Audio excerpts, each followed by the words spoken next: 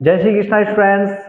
आप सब लोगों को पता है बेटा कि इस साल नीट 2024 में कई सारे बायोलॉजी में छोटे छोटे पार्ट्स ऐड हुए हैं। उनमें से जैसे कि एक सैक्रेड ग्रुप से, जिस पर मैंने सेपरेट वीडियो बनाई है, और एक पार्ट ये भी है डेंगू एंड चिकनगुनिया। और भी छोटे छोटे कई सारे पार्ट्स ऐड हुए हैं, उन पे भी मैं शॉर्ट वीडियोस बनाऊंगा, जैसे टोबैको एब्यूजिंग और भी चीजें हैं।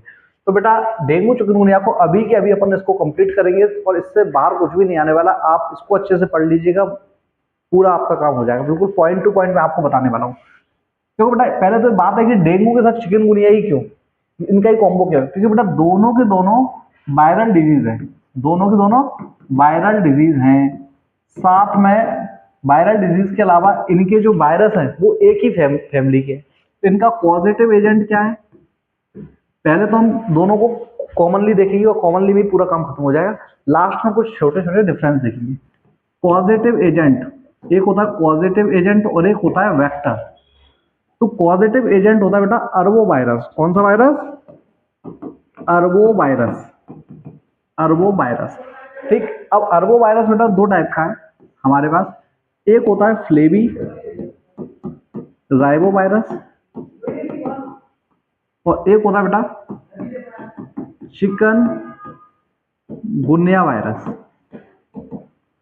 अब ये जो फ्लेवी राइबो वायरस है ना, ये डेंगू के लिए हो रहता है, और चिकनगुनिया बेटा चिकनगुनिया के लिए रहता है। क्लियर है? तो एक बात ध्यान रखेंगे, दोनों के दोनों, मतलब कि अरबो वायरस हमारा आरएनए वायरस है। कई बार ये सारी चीजें ज्यादातर पूछ जाती है, कौन सा वायरस आरएनए वायरस है, कौन सा डीएनए वायरस है। जितने भी वायरल डिजीज हैं उन सब में कौन सा वायरस आरएनए, कौन सा डीएनए, वो जरूर ध्यान रखना। जैसे हेपेटाइटिस बी का डीएनए वायरस होता है, एड्स का 2 आइडेंटिकल आरएनए वायरस होता है। तो ये बात आप ध्यान रखा कीजिए, है ना। अब इसके बाद बात करें, एक तो होता है पॉजिटिव एजेंट और एक चीज होती है तो वेक्टर। कौन सा है वेक्टर? मतलब कि जिसकी वजह से हुआ है, तो वो है बेटा मच्छर। कौन सा मच्छर? तो अगर हम इसकी बात करें वायरल डिजीज, तो वेक्टर, वेक्टर है बेटा इसमें female aedes aegypti. Female aedes aegypti mosquito. अब थोड़ा सा हम इस मच्छर के बारे में जान लेते हैं। इस मच्छर को टाइगर मॉस्किटो भी बोलते हैं। क्या बोलते हैं? Tiger mosquito. लिख लेना, टाइगर मॉस्किटो, क्योंकि इसमें चीते की जगह से धारियां होती हैं। चीते की जैसी इस पे धारियां होती हैं, इसलिए इसको टाइगर मॉस्किटो बोलते हैं। साथ में थोड़ा सा आपकी नॉलेज के लिए बता देता हूं, ये जनरली इवनिंग टाइम और डे टाइम में रहता है, नाइट के टाइम पे जनरली कम होता है, ठीक है ना। दूसरी बात इसकी खास बात यह है कि जहां पे रुका हुआ पानी होता है, रुका हुआ पानी होता है ना, वहां पे पनपता है। तो इसलिए रुके हुए पानी को रोकने ना दें, नहीं तो ये दोनों डिजीज होने की पॉसिबिलिटी बहुत ज्यादा हो जाएगी। तो वेक्टर मतलब मच्छर है, उसके अंदर वायरस है, और वो वायरस से होती है ये दोनों डिजीज। क्लियर है? अब इसके बाद हम बात करते हैं कि इन दोनों डिजीज के सिम्टम्स क्या है और क्या क्या थोड़े थोड़े डिफरेंसेस हैं। तो ये तो हमारा डेंगू का है। डेंगू को बेटा हम लोग ब्रेक बोन फीवर भी बोलते हैं। ब्रेक बोन फीवर जो होता है, ये ब्रेक बोन फीवर का मतलब है हड्डी तोड़ बुखार। मतलब कि जब डेंगू होता है तो ऐसा लगता है हड्डी पसली टूट गई, इतना तेज दर्द हो रहा है, इसलिए इसको ब्रेक बोन फीवर बोला गया है। और इसके सिम्टम्स की अगर हम बात करें, सिम्टम्स की अगर हम बात करें तो सिम्टम्स में सबसे पहले याद रखना, फीवर, पेन। पेन कहाँ पे होगा? एक तो मस्कुलर पेन होता है अच्छा खासा, और साथ में पेन अराउंड आई, आईज के पास में भी पेन डेंगू में ही स्पेशली मिलता है। ये भी एक इसकी खास बात है। इसके अलावा डिहाइड्रेशन इसमें हो जाता है, जो कि इसका एक मेजर कॉज होता है डेंगू में प्रॉब्लम होने का, ठीक है ना।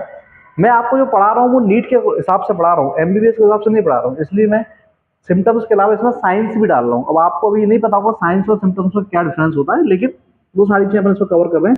तो डिहाइड्रेशन, साथ में एक बात याद रखेंगे कि डिहाइड्रेशन के साथ साथ और हमें डेंगू में क्या देखने को मिलता है, तो डेंगू में हड्डी तोड़ जैसा बुखार होता है, आईज के अराउंड पेन होता है, मसल्स में पेन होता है, फीवर होता है, और जनरलाइज बॉडी एक भी मिल सकता है, जनरलाइज बॉडी एक भी मिलता है इसमें, ठीक है ना। ये बेसिक सिम्टम्स हैं इसके।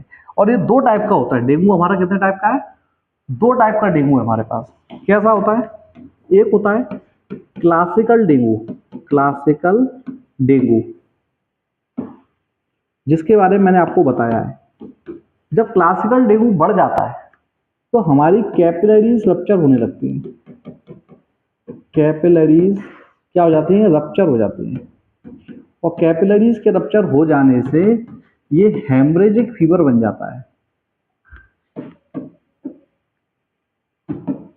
हेमरेजिक फीवर बन जाता है। मतलब कि डेंगू जो होता है बेटा दो टाइप का होता है, एक तो होता है फर्स्ट टाइप का क्लासिकल डेंगू और सेकंड होता है हेमरेजिक डेंगू।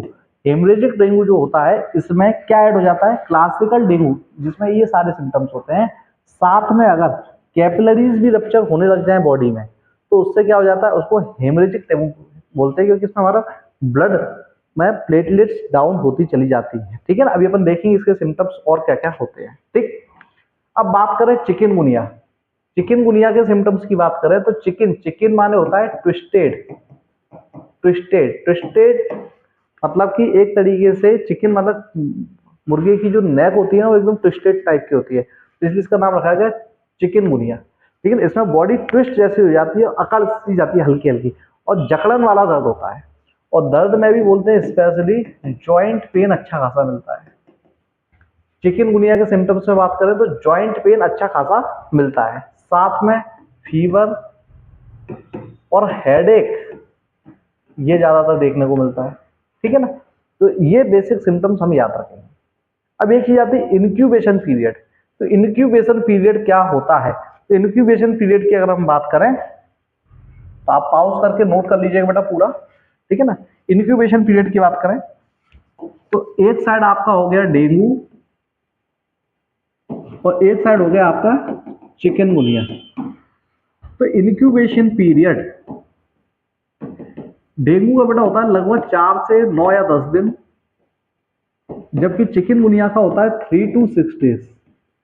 अब तुमको कई लोग सोचते हैं सर इनक्यूबेशन पीरियड क्या होता है, तो इनक्यूबेशन पीरियड का मतलब होता है वो पीरियड जिसमें सिम्टम्स आने से, इनको भी इनक्यूबेशन पीरियड्स मतलब हमारे अंदर जब इन्फेक्शन हुआ तो इन्फेक्शन से लेके फर्स्ट सिम्टम आने के बीच का जो ड्यूरेशन होता है उसे क्या बोलते हैं, इनक्यूबेशन पीरियड। इनक्यूबेशन पीरियड क्या है, किसी भी इन्फेक्शियस पार्टिकल का इन्फेक्शन होने से लेके उसके फर्स्ट सिम्टम्स आने के बीच का जो टाइम ड्यूरेशन है उसे क्या बोलते हैं, इनक्यूबेशन पीरियड। तो वो डेंगू का 4 to 10 डेज और चिकनगुनिया का 3 to 6 डेज। अब बात चलती है सर इनको हम टेस्ट कैसे करेंगे, कैसे पता चलेगा कि डेंगू हुआ है या चिकनगुनिया हुआ है। तो सीधी बात है, डेंगू में जनरली बेटा क्या क्या कर सकते हैं, सबसे पहले तो बेटा हम सीबीसी करते हैं। सीबीसी बोले तो कंप्लीट ब्लड काउंट, और इसमें हमें क्या फाइंडिंग मिलती है, प्लेटलेट्स कम मिलते हैं, प्लेटलेट्स का लेवल हमको कम मिलता है। ठीक है ना, दूसरा बेटा हम क्या कर सकते हैं, टॉर्निक्वेट टेस्ट, ये स्पेसिफिक नेम है डेंगू का टेस्ट है। ठीक, इसके अलावा आरटीपीसीआर से भी इसमें हम आइडेंटिफाई कर सकते हैं कि कौन सा वायरस है, और एलिजा भी यूजफुल होता है, एलिजा भी यूजफुल होता है। ठीक है, इस साइड बात करें सर, इस साइड में कौन कौन से टेस्ट करते हैं, तो अगर हम डायग्नोसिस की बात करें, टेस्ट की बात करें तो सिंपल सा ध्यान रखेंगे, इसमें आरटीपीसीआर से पता चलता है या फिर आपका एलिजा से पता चलता है। ठीक, अब लास्ट है हमारा ट्रीटमेंट, कि अगर सर हो गया फाइनली तो अब ये बताओ ट्रीटमेंट क्या करना है। वीडियो को पॉज करके बेटा नोट कर लो ये सब, और ट्रीटमेंट में क्या करते हैं फटाफट से देख लेते हैं, तुम लोग भी कर सकते हो, इतना इजी ट्रीटमेंट होता है। तो ट्रीटमेंट को मेडिकल टर्म्स में इस तरीके से रखते हैं।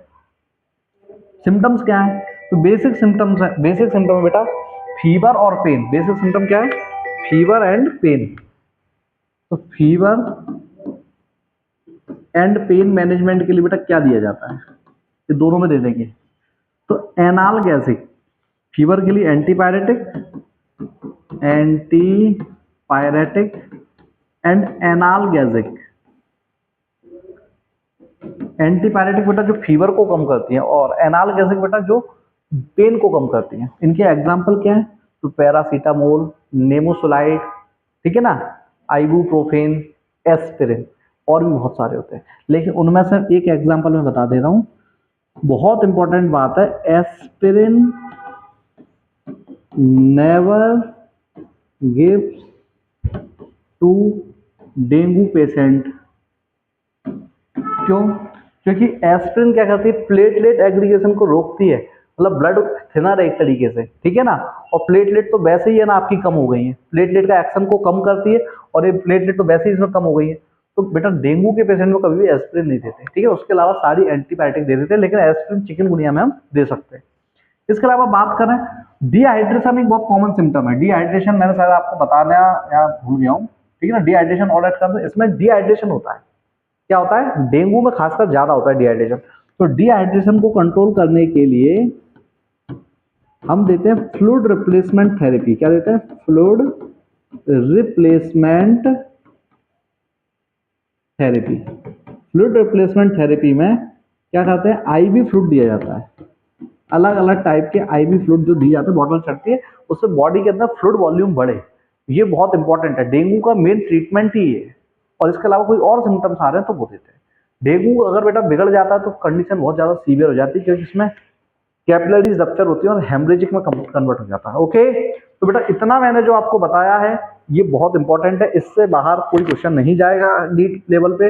इतना याद रखें, डेंगू और चिकनगुनिया ऐसी सैक्रेड ग्रुप जो चीजें छोटी छोटी ऐड हुई है बेटा, उनमें से क्वेश्चन आने की बहुत ज्यादा पॉसिबिलिटी है। तो सभी लोग अच्छे से नोट्स बनाएं और प्रॉपर इसको बेटा कंप्लीट करें। ओके, अपनी अपनी प्रिपरेशन में लगे रहो बेटा। Wish you best of.